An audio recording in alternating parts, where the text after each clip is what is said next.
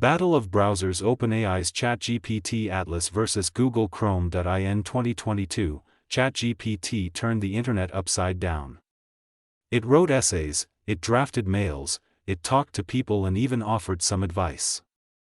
It made artificial intelligence the new normal. 3 years later, ChatGPT maker OpenAI is back with something more ambitious. ChatGPT Atlas. It is an AI-powered web browser. OpenAI CEO Sam Altman launched it yesterday.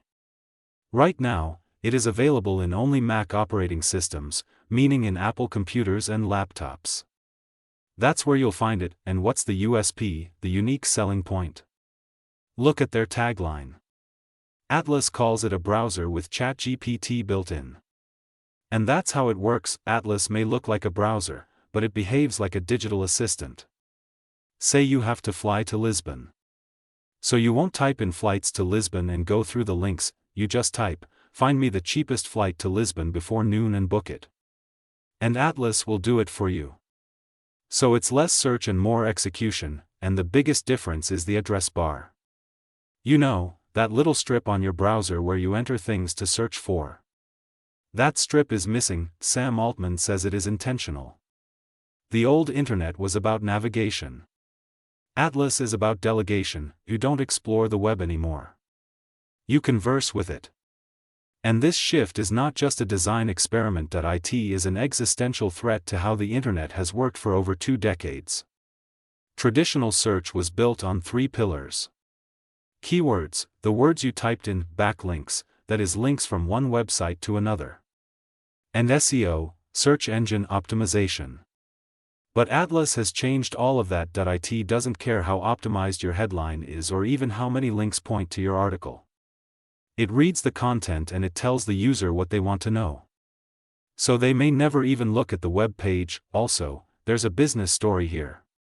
For 3 years, OpenAI rode the wave of ChatGPT's massive popularity. But now the novelty is wearing off. They need a way. They need to find a way to monetize all of that attention. And Atlas may be the answer to that. It ties ChatGPT's intelligence with your daily workflow. Want to shop? Atlas is integrated with Etsy and Shopify. Need a hotel? Atlas talks to Expedia and Booking.com. Every query is a potential transaction, and OpenAI gets a cut. So it's not just reinventing the browser. It is quietly rebuilding the internet's business model, and this has clearly spooked Google. Minutes after the announcement, Alphabet's shares plunged by 4.8%. Alphabet is Google's parent company.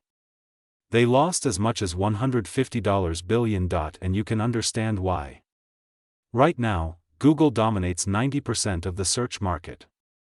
It's a monopoly. Atlas throws up a new challenge. And Google is trying very hard to pivot. It has introduced an AI mode that offers AI summaries for searches. So Google, too, is trying to reinvent itself. But OpenAI is not the only challenger it faces. Just a few weeks ago, Perplexity AI launched Comet. This is another AI-native browser. Comet is minimal and acts like a research assistant. While Atlas focuses on execution, Comet prioritizes organization, organizing all the information and helping you reason better. That's what it does. There are other players, too, like Opera Neon and Microsoft Edge Copilot Mode, all hoping to give Google a run for its money, but can they replace Google and Google Search yet? Well, let's be honest. Google Chrome is a juggernaut. It's not just a browser. It's the gateway to Gmail, YouTube, Docs, Maps, and the rest of Google's billion-user ecosystem. For most people, it's the web itself. ChatGPT Atlas is just getting started. It will likely attract the tech-savvy and the curious. But replacing Chrome? Well, that's a marathon. OpenAI has just taken the first stride. The finish line could still be years away. Want the facts? The latest developments? News that gets straight to the point.